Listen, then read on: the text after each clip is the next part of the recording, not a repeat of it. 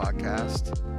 I'm Cam Straw, and this is part 2 of my conversation with Matt Rosenberg on lessons from the Israelites, part of our desert series or wilderness series. So if you haven't listened to the first part, go ahead and check that out first before listening to this one.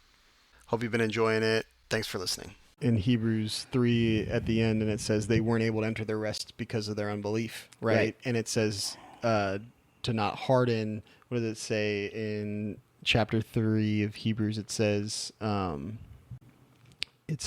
take care, brethren, that none of you, that there not be any one of you an evil, unbelieving heart that turns away from the living God or falls away from the living God. And it's like this, I feel like the Bible's so prescriptive in sometimes of like how the progression of certain things where it's like, okay, well, this first, you're going to get unbelieving, and then you're going to harden, then you're going to, and I think it really does happen that way a lot of the time, right? Well, and I think the other place I would go on those, I agree with you, and you're right. The problem for a lot of people is that language has been misused in their lives. And there are people in their lives that have used those ideas as oppressive. And make themselves God.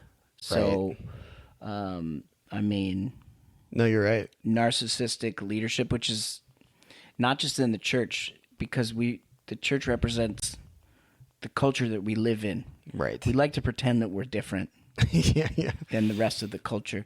Yeah. But, narcissism is Greek thought. It's the guy is Narcissus who saw his reflection in a pond and drowned himself in his own reflection. Wow.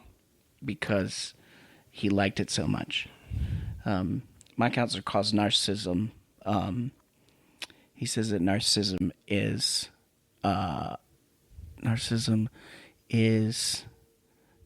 undealt with. It's self-focus because of undealt with trauma. Right.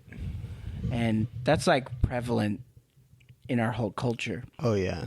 So there's many of us that grew up in congregations and in faith where that kind of language was like, well, I'm the pastor and I'm telling you that what you're doing is not faith. Right. And if you don't do what I say, then you're not trusting God. Right. Yeah.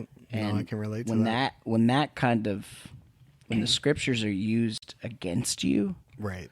It's not just your lack of faith. It's being told that you don't have faith when you actually do is damaging to people. There's trauma involved in how these scriptures have been used against people to make them feel like, well, if you didn't doubt so much, then you wouldn't be sick. Right. No, that's not how the world we live in works. A lot of sickness is just sickness. But the part of faith is no matter what happens, the promise is God is never going to leave me or forsake me. Yes. So whether he heals me or he doesn't heal me, whether I'm supposed to have this sickness or not supposed to have this sickness, whatever is happening in the process, the trust is God's never going to leave me or forsake me. Right. That's the part of trusting in the Lord and not your own understanding. I think that's very helpful. And I appreciate you saying that because I can relate to the people, abusing the scriptures, taking them out of context to, come at me with that. And it was very damaging. And I'm sure I've been on the other end of it too, because I think that narcissistic tendency, I love your definition because I think it lives in a lot of people when we don't deal with we don't process our trauma. I don't think I've heard that definition of it.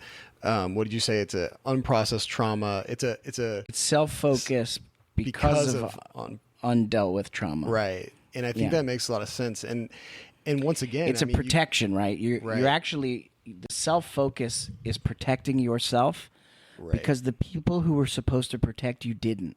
Yeah. So you learn at a young age that you have to protect yourself. Right. And it's the protection of self and not dealing with why you're protecting yourself and what you're protecting yourself from that can cause this tendency to think of yourself. Like most people just treat it like You know, we in our culture currently, we use narcissist like, you know, he's a jerk. Sure.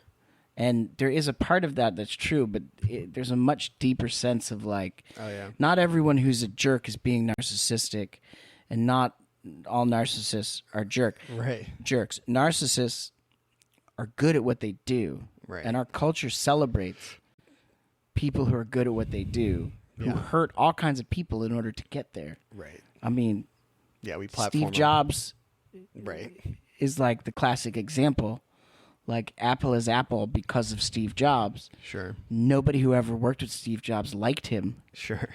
Yeah, and his family had some you know, problems too. So, you know, it's part of the. It's trying to dig into understanding why we are the way that we are. I mean, I was laughing with my daughter the other day because I've been preaching through Genesis, and it just hit me in a different way. I mean, I'm Jewish, right? So I've grown up with a lot of Jewish thought, even within an American context, and I'm still very American. So, you know, I get messed up too. But even within that context, it just struck me that, like, I have record of my family from 4,000 years ago, and in a record of our family history, we're terrible. Now, the church also misuses this idea and makes it like Israel was so bad. Right. So when God started the church, like, come on, bro. Yeah. Every believer is just as bad Yeah. because we're all human beings. Exactly. And what's cool about the narrative of the Torah is in a lot of ancient histories, they take out all the bad stuff. If Right. you know, We when, leave it in, when you yeah. read the histories of Egypt from pharaohs, there's nothing bad about the pharaohs. It's only Right. the good stuff because the pharaoh said that's all you get to record, right? But when That's you a good read through point. this, the kind of establishment of the family of God, There's some I ugly mean, stuff in these there. guys yeah. have like 4 wives, and Right. there's All all kinds kinds of of family problems. rivalry and jealousy and murder and adultery and like all this crazy violence, and you know, and people are trying to use those things to say, like, you know, the Bible like is, you know, is not reliable because no, it's the part of the reason why it's reliable is because they didn't leave anything out. Right. Like, It's real. We love to make ourselves like, you know, I said Right. to my dad not too long ago, who's also a Messianic rabbi, I said to him not long ago, I was just like, I feel like when I'm going through a hard time, in my mind, I'm Job. Yeah. I am righteous in my sufferings, and everyone who's against me is like Job's friends. And I was working on a sermon, and I realized through a series of things that I'm one of Job's friends. I am not Job in this story. In my own story, I'm not Job. Yeah. I'm one of the friends who thinks he knows what he's talking about. Turns out, not right.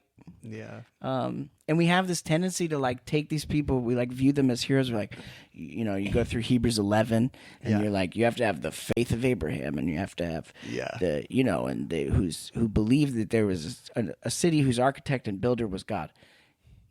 Yes, that's the end of the story. Right. But you can skip all the bad stuff. But we're never like, I just, it's funny. People are never like, you I'm know, the Pharisee. I'm Goliath. Yeah. Right. No, Right? we don't. We're always David. We're always one of the Yeah. apostles. We're always, you know, like, and we do a lot better to put ourselves in some of those other people's shoes and be well, humbling. but I'm also saying those other people are just like right. the people we're comparing ourselves Right. to. They still We're had comparing ourselves to the good parts, right. Not the broken negating all parts. the human parts, Right. right? Yeah, it's true. Like, they weren't extraordinary people. right. They're ordinary people that God does extraordinary things through. Yeah. Well, that's still what God does. He Yeah. doesn't take people who are already extraordinary, Right. extraordinary, right? No. He takes people who are suffering just like everyone else and does something through us. Yeah. So there's like this you know, like the Pharisees get a bad rap because Yeah. in the church, and theologically, evangelicals are more like Pharisees than they are like Sadducees and Essenes, the other Yeah. groups. Yeah. And it's always ironic to me that the most legalistic groups point to how legalistic they think the Pharisees are, Yes. but don't apply it to themselves. Pharisees are not legalistic. Yeah. You know, we in English we use the word pharisaical Right. to mean you're a hypocrite. Yeah. But Pharisees are not hypocritical. Some Pharisees were hypocritical in the Gospels, Right. but they're the bad ones. Yeah. There's a whole group of good ones Yeah. that, theologically, Jesus is more a Pharisee than he is. It's these dichotomies that they actually happen in sermons where somebody decides, don't be a Pharisee, be a disciple. And they create this false dichotomy as if one was better than the other. Sure. They're not. Right. They're the same. Plus, there were plenty of Pharisees that became disciples. Yeah. So we create like these dichotomies that don't really work. Right. But it's because we're trying to connect ourselves to the things we think are good, Right. not realizing that the bad stuff, the hard stuff, the wilderness stuff, the difficult stuff is the stuff that makes us human, and it's part of our, like, we go through the things that we go through because God's trying to form a character in us that realizes at some point, hopefully, like I've been walking with the Lord my whole life. I've been a rabbi in 2025, I'll have been a full-time rabbi for 20 years. Wow. And, it's hard to reflect. I started when I was 24. So I was an idiot at 24. Yeah. My knowledge of the scriptures has always been higher than most people because I started at a young age and continued to read throughout. But the more you learn, Yeah. the more you find out you don't know much. So much more. Yeah. Yeah. And that's, the design, I think, is we pay attention. We're supposed to shema and not lean on our own understanding and trust in the Lord with all our heart. And, there's ups and downs, and there's all kinds of things we do because of fear, and there's all kinds of things that happen that don't make any sense. And there's all kinds of pain and suffering that we experience. And depending on what theological background you come from, you might view them as good or bad or whatever, but, they're all part of forming a character in us that hopefully eventually learns to trust faster. Yeah. Right? No, Like, that's. I'm still afraid. I'm just as afraid of it as I've always been. But I don't have to let fear run my life. Right. And if I trust and have seen the Lord do the things he's done, Yeah. then I know he's not going to leave me where I am. Right. And that can inform the future, right? I love that, thinking about if I can remember and keep it top of mind everything God's done in my life from before, then I can trust him with that he's going to keep coming through in the same way in the future, right? There's this and I think that's that remembering, and why these stories are so helpful, because we can see ourselves in the story the way we should, the good, bad, and the ugly in these characters, and apply it the way we should, because I think that's why these are here for us to learn from. And yeah, I actually got from Tim Mackey recently in these classes that he did on Abraham and Jacob. They're like free seminary classes. Yeah, I 14 hours. They're amazing. Maybe we'll link those in the show notes. And one of the things that he talks about throughout is the people in these stories are not models. They're mirrors. Like, we're not to treat them like, like when I was a teenager, somebody showed up to my dad's synagogue with 3 women, and they were all his wives. And he was like, well, I'm just doing what the patriarchs did. And my dad was like, no. Yeah, yeah. One, it's illegal in New York State. Two, just because they did it doesn't mean It it's was how the- God wanted it. Right. And it's not. Because Right. you go back to creation, right? Yeah. It's not good for man to be alone. So he creates a helper in a positive sense, not a negative sense, Right. an equal, and the two become one flesh. You can't become one flesh with multiple people. No. Yeah, but King David had 1,000 wives. Yeah, and that's what got him in all the trouble he got into in his Right, life. right. Like, was because he didn't do what he was supposed to do. Yeah, yeah. So we look at them as models, and sometimes we take the weirdest things and model ourselves after the weirdest things. But they're mirrors. We're supposed to look at them and go, I see myself in the faith, and I see myself in the lack of faith, and I see myself in dumb decisions, and I see myself in the good decisions, and they're mirrors for us to reflect. Like, the more you read and meditate on the scriptures, the whole of scriptures, the more you understand the narrative and the more you pay attention to the narrative, the easier it gets to make decisions with your own life, because they're mirrors Right. to us, not models. No, that's really good. But if you don't read, right, if you don't like understand and meditate on the scriptures, Yeah. you make stuff up. Because, I mean, look, even people who live their lives on the scriptures make stuff up, Yeah, yeah. right? The question is, which is really the problem with the very specific group of Pharisees that Jesus Right. interacts with in the Gospels, is he's never mad at them for something that's actually in the written Torah. He's mad at them because they added something and called it Torah. Right. And all of those additions are man-made. It's a definition of leaning on your own understanding. This is what I Exactly. think it means. This is why women aren't allowed to wear pants.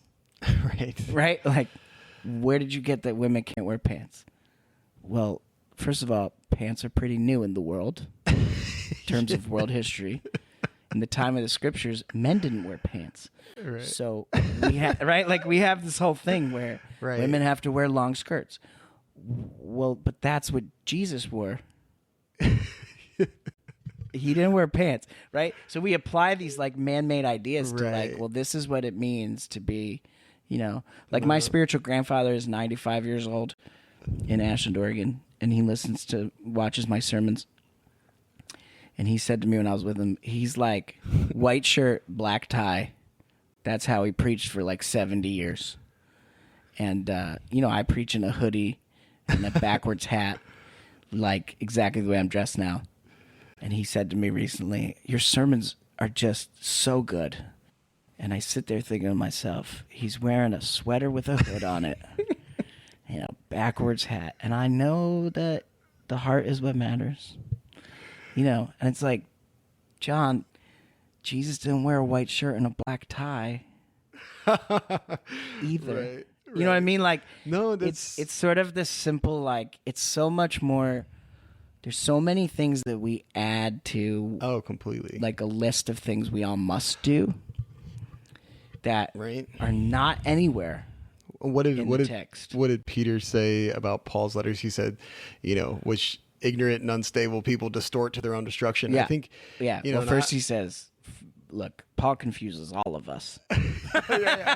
He's like he says a lot He's of things. really smart. Yeah, yeah, But man, is he confusing. Right. And people are going to twist and misuse his words. yeah. And Yeah. and I take comfort. But in we do that with all the scripture. Right, and I take comfort in that because the Bible talks about it a lot, right? And Yeah. Jesus calls out certain Pharisees for that reason, like you're saying. Yeah. And I came from a community that was doing that very much so, a lot of proof texting, as they say. Right. And it was very damaging, but it also called me to actually look at the context more, because I was like, I know that's not right. I don't know what they're saying that's not exactly right, Right. but let me go figure that out. And I'm grateful in one sense because God used that to help me dig a little deeper. But I think you're right, and I love what you said about the more you know you don't know kind of thing. And Yeah. and it's this humbling that happens, I think, the more we get into the scriptures, because it's like opens up this whole world. Like talking to you today and talking last time we talked, I was like, oh, I never thought about it that way. Like this is so deep and it's so Yeah. fascinating. And so I was trying to prep for this podcast. I was like, I gotta have some more, to ask or whatever. But I think it's also crazy, like you pointed out, that there's the most legalistic groups I find to be the most arrogant too in their expression of the gospel or the way they talk about it. It's like they know all the answers, and it's like I think that's a good sign for people if someone's walking around acting like they know all the answers. And legalism, this is a problem, is like legalism comes from Greek thought because Greek is legal language. Judaism doesn't have, Hebrew doesn't have the same worldview. So Got it. there's really no such thing as legalism because the idea of things, I'm trying to find the word, but of having like a legal system, Right. is a Greek invention.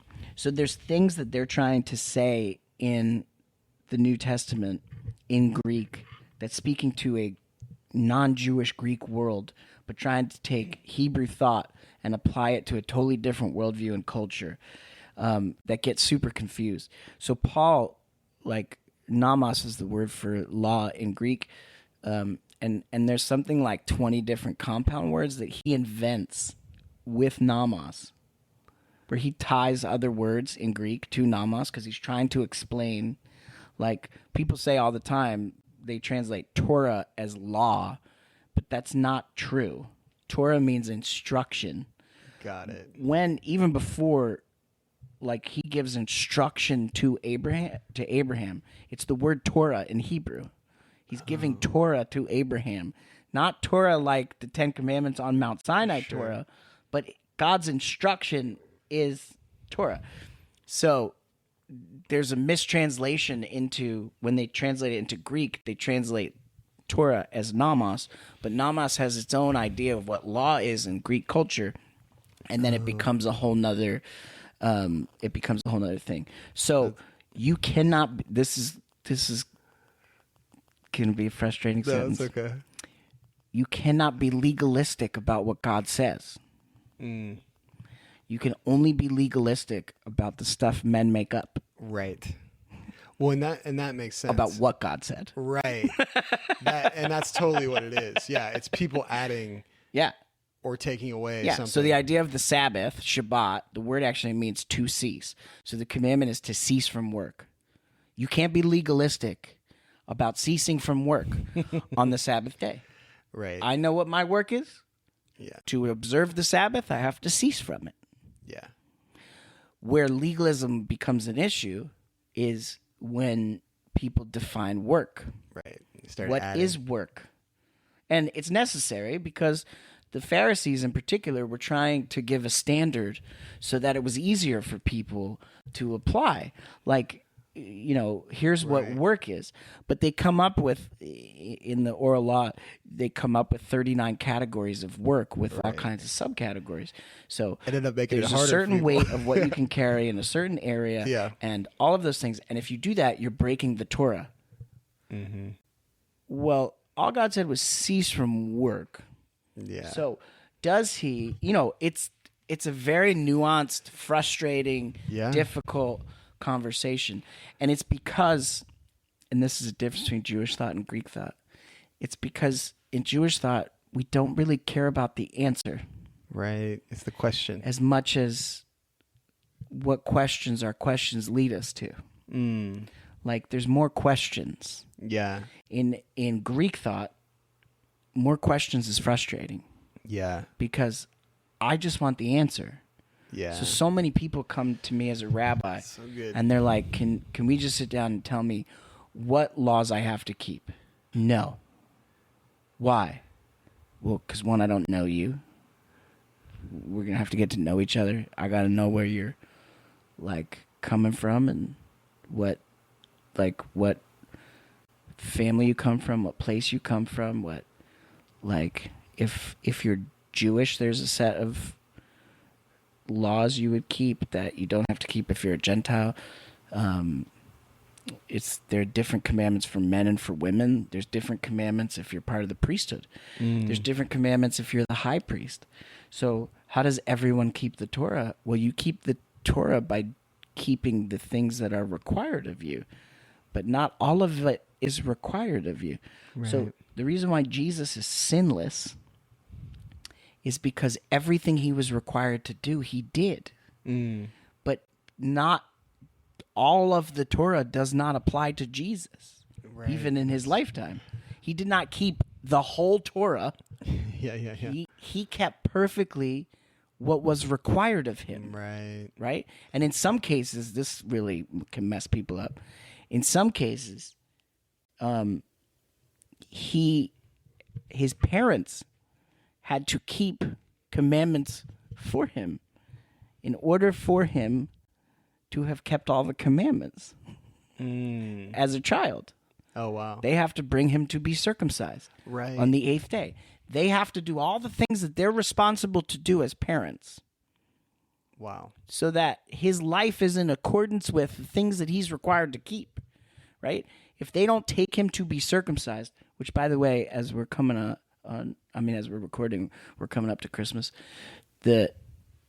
when everybody sits around the Christmas tree and they read the birth story, the place you stop the birth story is right before Jesus is circumcised.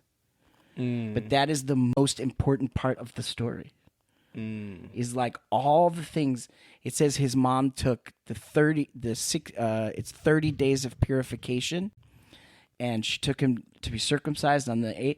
What it's doing in the text as Jewish people who are writing the narrative of Jesus is they're listing out all the things that Miriam and Joseph did in accordance with the Torah Wow. for him to be who he is, right? So if they don't do those things, his birth doesn't matter, Oh, wow. right?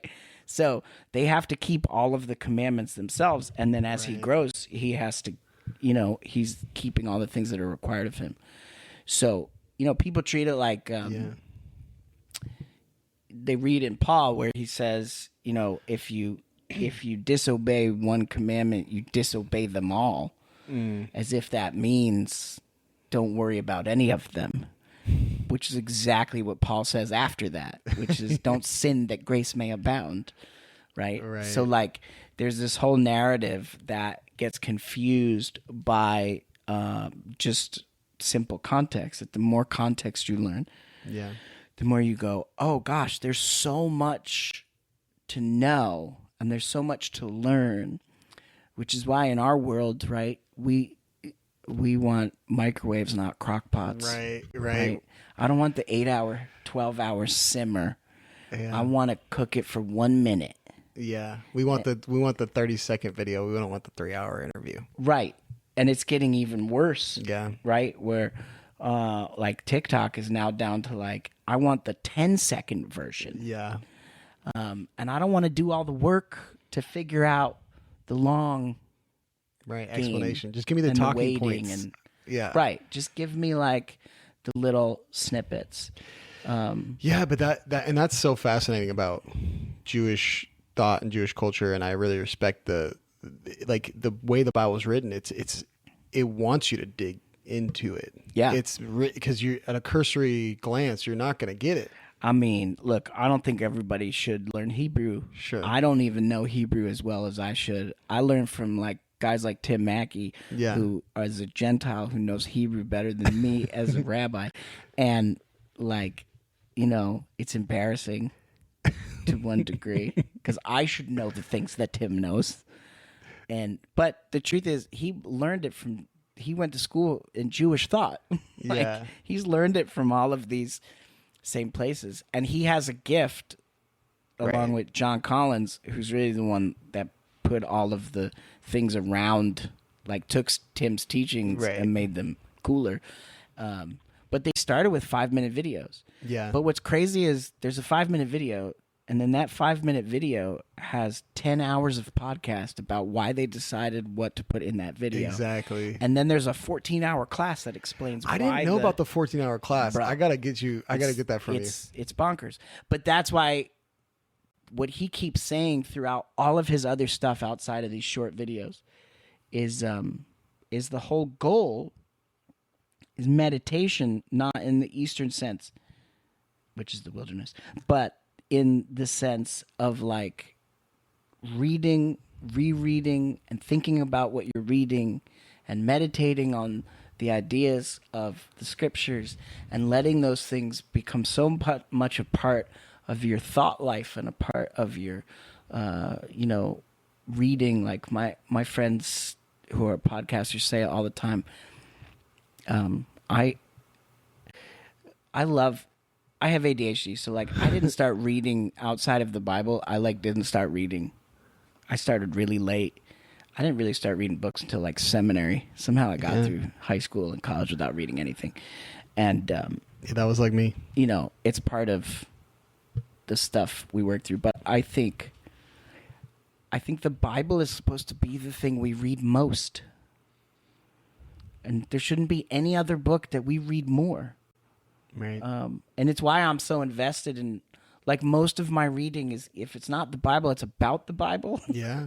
Or it's about, I love reading about the ancient Near East, which is the whole world of what Christians call the Old Testament.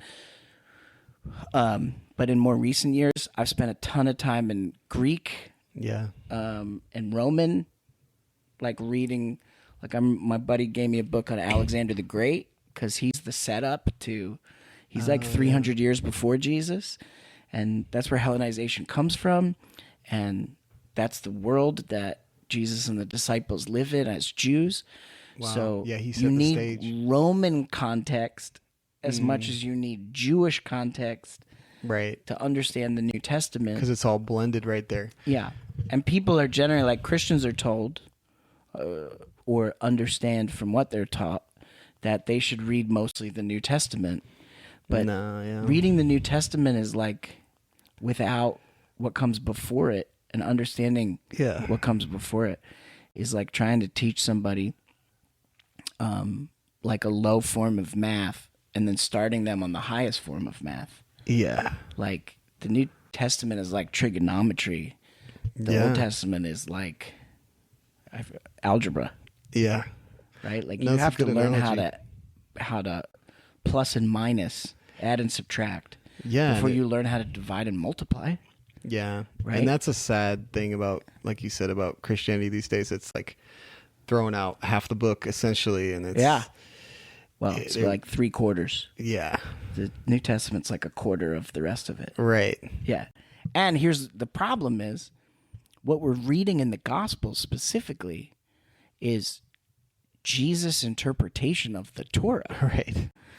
But it's not just a human interpretation, because he's also the Torah in flesh. So the arguments he has with people are like, well, who are you? Like, how could you say what you're saying? You don't even know Abraham. And he says things like, well, before Abraham was, I am. To them, they know exactly what he's saying. Right. Like, you don't ever find in English, there's nothing in the New Testament where Jesus says, I am God, in that specific. But the way he talks and the things that he's saying and the way he uses God's name is saying, I am God, to the people he's speaking to. Yeah. And they very much understand what he's saying. Oh, yeah. And, my favorite thing is like, every time they talk about the Torah, it's like Jesus is saying to them, well, I appreciate your interpretation, but let me just tell you what I said to Moses when we stood on Mount Sinai. Yeah. Like, that's scary. Yeah. Like, what do you mean? Like, when it says God spoke to Moses face to face, this is the face he saw. That's so deep. What? Do you know what I mean? Like, that's why they killed him. Right. Right. It's what they thought was blasphemy. Right. Yeah. Not because of all the things everyone says. It wasn't because they were just afraid of losing power, and it wasn't just because they were narcissists or because they were legalistic. Right. Some of those things are true. It's like rejecting me means you're rejecting the God you say you worship. Yeah. That's a heavy that's powerful statement. Yeah. No. But it comes down to the same thing, right? He's saying the same thing that we're reading about in Exodus. In Yeshua's teachings, he's saying, listen to me and do what I say. Yeah. If you love me, keep my commandments. But if you don't have any context for what commandments even are and what commandments even means, then you're going to make up all kinds of things of what Jesus meant when he said, somehow certain arms of theology turn it into, when Jesus said, if you love me, keep all my commandments, he meant only the things he said and nothing from the Torah. Because the Torah has been replaced by Jesus. Come on, dude. Yeah. He is the Torah. Right. So when he says, if you love me, keep my commandments. Oh, so you're saying that people can't mix fabrics? No. What are you talking about? Like, you know, because if you read the Torah, then the Torah tells you can't mix fabrics. It does not. Not if you read the 3 different times that it says it. And then 2 of the times it says don't mix wool and linen, which sounds very uncomfortable. Those are 2 things you should not mix. And then the question is, why? Right. Well, there's lots of reasons why if you do the work to figure it out. But people just get stuck on, well, the Torah says you can't eat pork, and I think bacon's delicious. So Right. I'm just going to eat pork. Okay. You know what I mean? Like, Yeah. you're not taking the time to actually figure out. And then people do the worst thing, which is, you know, they start to say, well, there's certain people that are like, well, the reason why people shouldn't eat pork is because it's bad for you. No, that's not why God told Jewish people not to eat pork. He wasn't trying to protect our cholesterol. There's a different reason, right? So you get all these you know, people just. What would you say? Because I mean, because I know you have to go in a little bit, and I want to talk to you again, and maybe we could go in on some and I'm of that. going off the topic. No, but this is good. Too, but. No, but this is good. I still appreciate it. It's all relevant regardless. Yeah. But what are some resources? Because you mentioned Bible Project. You mentioned. Yeah. I mean, I'm sure you have sermons that are probably pretty enlightening.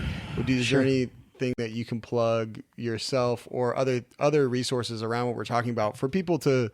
I think it's important what you're saying for people to have a better grasp, because I get confused too. There's so much out there in the culture and in churches and what you've been told growing up, and then contrary to necessarily what the Bible's saying, but it is tricky on some of the points you're making where I'm like, I don't know about mixed fabrics. I don't know. Totally. I don't, you know, I'm like, does it not say it? I thought it did say it. Right. And I'm like, but I just didn't think I had to do it. But you know, like, so what would you say to send people to, and obviously we can talk further about it, but what are some good resources? I know there's a lot of authors and writing. What's some of the stuff that has informed everything that you're saying? I guess. Yeah. I mean, one of my theological heroes is a guy named David Stern, which is not the former NBA commissioner. Not the same guy, same name. But he wrote a book called Restoring the Jewishness of the Gospel. And then he has this commentary called the Jewish New Testament Commentary. And essentially what he did is he went through the whole New Testament and filled in places where he thought there was Jewish context that was missing. So his goal wasn't to do a comprehensive commentary, because those are already available. Right. The idea was to give some Jewish context to where he felt like it was important. And I go back to it all the time. And it's an incredible resource. And I mean, anybody who I think wants to be a Bible nerd or a student of the scriptures, I think should have a Jewish New Testament commentary. I mean, there's a lot of times where it's frustrating because I feel like there's stuff he still missed, right? But I feel like I'm only building, like, people in my generation are only building on what David Stern did, so I really honor him a lot. That's awesome. N.T. Wright has a lot of great stuff too, and N.T. Wright has there's this whole idea, I think it comes out of the 1940s in theological circles, called the New Perspective on Paul, which is sort of an older perspective of Paul because not anything's actually new, but it's the idea that the people in the New Testament are more Jewish than we thought they were. Right. Yeah. Which, as a Jewish person, is like, yeah, thanks. But that means that there's been a lot of scholars, biblical scholars, that have turned around what was sort of obvious to people before is, with Jewish context, it shifts. So N.T. Wright's sort of another generation of that, and when you read N.T. Wright, you start seeing all the other new perspective on Paul guys. And then there's also just a ton of Jewish resources that not on the New Testament, but on the rest of scriptures and on Hebrew thought and ancient Near East history. And so just because something's Jewish doesn't mean it's good. Right. Just because something is Jewish doesn't mean it's bad. Same with, you have to take things with a grain of salt and realize that archaeology changes things. So when you read older commentaries, they're like, this is what we think it means. And then they find something in Israel and go, whoops, meant the opposite. Right. So some of it is navigating just through some of the shifts of how we understand history and what came before us. No, that's very helpful. So, I mean, those are kind of the easiest. I think Tim Mackey and the Bible Project is the most accessible because they're great. They're doing it in forms that are not books, right? Necessarily. Yeah, the podcast and YouTube and all that. Yeah, I mean, there's so much amazing material, and the greatest thing to do is read people's bibliographies. Yeah. So when you're listening to Tim Mackey and he says, "I got this from this scholar," then I go and find that scholar and start reading their stuff. Right. And then you start seeing all the same, where people are pulling things from. Totally. So, I mean, there's tons of resources out there. I wrote a book a couple years ago called Jesus Never Said Anything New, which is on Amazon. And, people get mad about the title, and that's kind of the point. I didn't know that was you. I feel Jesus like somebody never brought said that anything up. New. I feel like somebody brought that up recently, but I didn't know that was your book. Yeah. That's cool. Yeah. Because immediately some people are like, yes, he did. Right. Well, I know he said, I give you a new commandment. Right. But what he says after that is an old commandment. So why does he use the word new? Well, you gotta read your book to find out. Question, right? It's questions. Yeah. The hardest part about questions and answers for any of us, myself included, is most of the time we're asking questions to try to solidify what we think is true. Right. Like the outcome. Mm-hmm. But there's so many questions we ask, that things you run into, then you go, oh, well, I thought that was going to be something, but it wasn't. Or, oh, gosh, I'm wrong. Right. Which I think a lot of people are just afraid to be wrong. Right. Well, that's what the narcissistic go back. That's like the problem with narcissism. We can't admit when we're wrong. And I think... Right. Like I was just reading, I wrote the book in 2021. Well, it came out in 21, so I wrote it in like 2020. Yeah. And I was just looking back on, a sermon I was writing, and I remembered that I wrote about part of that. And I went back and read it, like right in my book, and thought, I shouldn't have said it that way. Like, I don't like the words that I used. Yeah. I totally disagree with myself. Well, that's amazing though. Like you keep growing, because I feel like, I don't know if it was somebody, like I think it was Muhammad Ali said something to the effect of like, if I can't like tell my younger self something different, then I've wasted the last 10 years or something. Yeah. Because I feel like it's never over, Totally. But that's and the whole culture, in the culture of like, I'm gonna live a life with no regrets. That's dumb. Yeah. Like, there's so much that I regret. Yeah. And there's so much that I would go back and change. Now, I can't change it back then, but this is part of the nature of what we're talking about with suffering and grief and pain, is sometimes it has to hurt bad enough so you don't do it again. Right.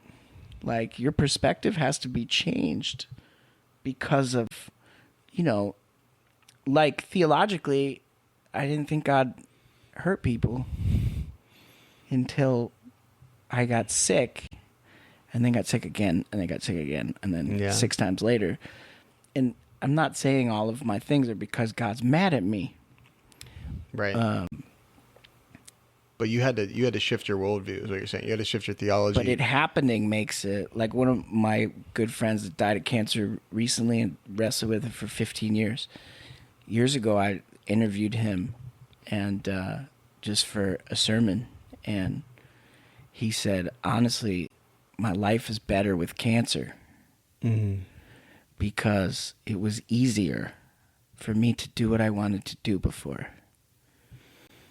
And Right. With cancer, I've had to trust the Lord more, Yeah. you know. And I watched him. I mean, he had 35 surgeries all on his jaw and his face, and Wow. took a piece of his leg and put it onto his face. And like by the time he died, he looked nothing like he used to look before. Wow. And actually, in the memorial, we had all these pictures, and my kids who grew up around him the last 15 years. Some of the older pictures, they were like, that doesn't even look like him. Wow. And I think that's part of the, like, he died at 68. That's too young to die. Yeah. And I'm sad every day that I think about him every day. And I'm sad that he's not here. And, you know, he was a frustrating person at times because he told me things I didn't want to hear. And, but he was also a good friend because he told me things I didn't want to hear that I needed to hear. And he's one of the people that I wasn't listening to 9 years ago. So I sat with him after he was dead. And I think about his, like, I was better with cancer than without. Because for him, that's part of how the Lord had to. Yeah. I'm not saying God gave him cancer for that reason, right? Sure. You hear what I'm saying? But what he learned in the last few years of his life was how much God was with him. Yeah. And sometimes the only way you learn that is through Yeah, that's my experience. pain man. and suffering. That's my experience. I don't think I'd be here and have a relationship with God that I have had I not gone through it and still have different health challenges and things that has, I don't want to say forced me, but it's pushed me in that direction a lot more. And I think, it could be a blessing in disguise in that way. So I appreciate you articulating all that, your story and all of it. 'Cause I think people navigating these kind of things, it changes them. My sister had cancer. My dad currently does. And I think, my sister was actually one of the people I interviewed, and she talks about that kind of changing her theology. And I think we need to change, man. I mean, there's just, there's always going to be things. The same idea you were saying about Muhammad Ali is, if your theology is exactly the same as it was 20 years ago, there's something wrong with you. That's good. Like, you're not growing. Yes. You're not. I'm not saying like people get, but there's certain things you can't change. Yeah, but that's a very short list. Like, sure. Jesus is God. He's 100% man and 100% God. That will never change in my theology. Yeah. But a whole lot of other things have changed Yeah. in the last 20 years. Same. And most of them have to do with what I thought as a young man, because I had not experienced life yet. I remember reading, like 10 years ago, I was doing a series through the book of 1 Peter. Ooh. Just like my favorite, all about suffering. Dude, 1 Peter's my favorite. Oh, man. So good. And I found this old commentary, and I was reading, and the guy in the commentary said, the problem with young preachers. And I was like, automatically offended. Yeah. The problem with young preachers is they haven't suffered enough yet. And they have to preach the Bible. Right. Like, I had to preach 1 Peter. But when I came back to 1 Peter 10 years later, I had not suffered enough yet. Right. When I first preached it. So you got to be faithful to the text, right? Like I'm still got to preach the text. But I preach First Peter way different now than I did 20 years ago. Yeah, man. Because I've suffered a whole lot more since then. Same. And that's, you know, that's the long process. No, that's the long process of like the meditation on the scriptures and on these things, and filling yourself with the words of scripture, so that when I first had that, when I got diverticulitis 9 years ago, I was in so much pain, I was throwing up from the pain. And like, my wife's sleeping, and I was like, I don't want to wake anybody up. I didn't know what it was, right? So I'm literally just throwing up because of the pain. And in between throwing up, I was singing a song called The Love of God by a Messianic Jewish singer named Marty Goetz. It's right out of the scriptures. And then kind of every other, I was singing a song by Lecrae, who's a Christian rapper. A rapper who's a Christian, different than a Christian rapper. Right, and it's actually from a Tadashi song, but it's Lord have mercy and pity on your son for what I once was and what I have become. Like, it just kept cycling through my head. Yeah. Made no sense to me 9 years ago. But the more I reflect on why I was singing that while I was throwing up in pain, Lord have mercy and pity on your son for what I once was and what I have become. Like, I didn't know what I didn't know. Right. And then I was going back and forth between a song that's all about the love of God. Like, back and forth. And it's like, it all came out when it was supposed to. And reflecting back on it is like, man, like the Lord was, even just in the songs I had in my head and my heart, right? That where they're coming out matters. Yeah. And, you know, it makes you, I haven't thought about that for probably a few years. So now I need to go on a long walk and think about how those two songs connect to me now, right? Like, it's like a funny, yeah, man, you know, and that's the layers of how the Bible actually works. Yeah. Is the more Hebrew you start digging into, the more you see how words sound alike and how they rhyme. And like, you start reading it, you know, when I saw Tim's thing about that 3-part, you know, sky, like heaven, land, sea. Right.